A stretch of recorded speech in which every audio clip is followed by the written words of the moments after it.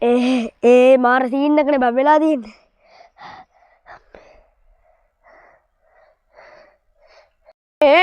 මොකද්ද බං සීන් එක මොච්චර හති දාන?